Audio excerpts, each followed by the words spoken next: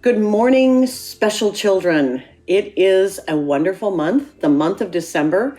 And for our fun stories, we're going to have some Christmas stories for the next month. So sit back and enjoy. The first one I'm going to read is called The Elves and the Shoemaker. And this is in a little golden book form. I love little golden books. This was published in 1983 by Western Publishing Company Incorporated.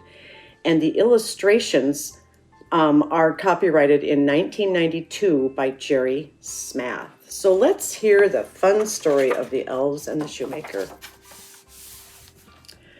Once upon a time, there was a kind shoemaker. Though he worked very hard, he grew poorer and poorer. At last, he only had enough leather left to make one more pair of shoes. One winter night, he cut the leather out for the shoes, but he was too tired to go any further. He left the leather on his workbench and decided to stitch the shoes together the next morning. The shoemaker went to bed not knowing what he and his wife would do once the leather was used up. They had no money to buy more. Despite their troubles, the shoemaker and his wife slept soundly that night. Early the next morning, the shoemaker woke up and got dressed. Then he went into the shop to make the last pair of shoes. Once he sat down at his workbench, the shoemaker thought he must be dreaming. He blinked his eyes. He blinked them again. But it was not a dream. On the very spot where he had left the leather the night before, there was a pair of beautiful, well-made shoes, all finished. He called his wife into the shop and showed her the shoes. "They're splendid," she exclaimed. "But when did you make them?" And the shoemaker replied, "I didn't make them. I found them here this morning." The shoemaker put the shoes in the window, hoping that someone would buy them. Soon the door swung open and a fine gentleman walked into the shop. "I must have these shoes," he said. "I've never seen anything like them. The stitches are so small and delicate." And the shoemaker sold the shoes to the gentleman, who paid a very high price for them. With the money, the shoemaker was able to buy enough leather to make 2 more pairs of shoes. And he had enough left over to buy a soup bone for dinner. That night, the shoemaker cut out the leather, but he was very hungry and he could smell the soup his wife was cooking. "I'll make the shoes tomorrow," he said, and he went to eat dinner. Well, the next morning, he found 2 pairs of elegant shoes on his workbench. He showed them to his wife. "Who can be making these marvelous shoes?" she said. And the shoemaker shook his head in wonder.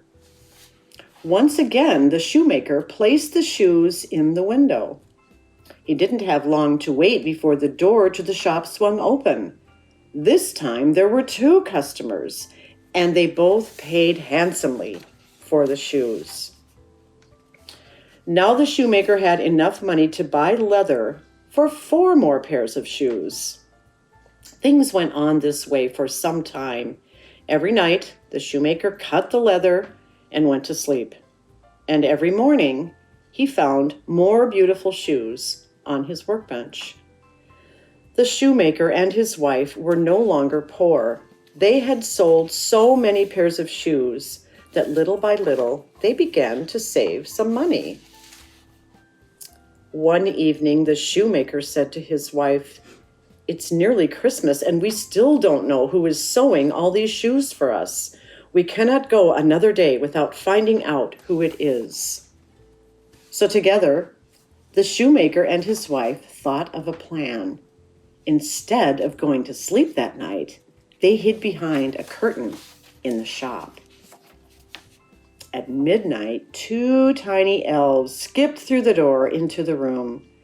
The shoemaker and his wife watched in amazement as the elves quickly began to stitch and sew. Soon the bench was filled with handsome new shoes, But the moment their work was finished, the elves vanished. The shoemaker and his wife were astonished. They decided they must do something for the tiny creatures who had been so kind to them. "The elves were not wearing any coats or hats or shoes," said the wife. "The poor little things must get very cold at this time of year."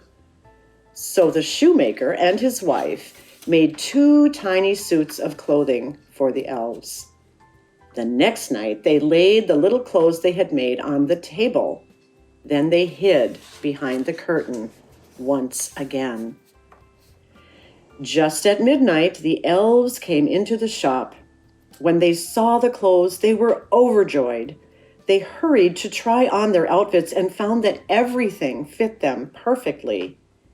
In their brand new clothes, the elves danced around the room and sang a merry song.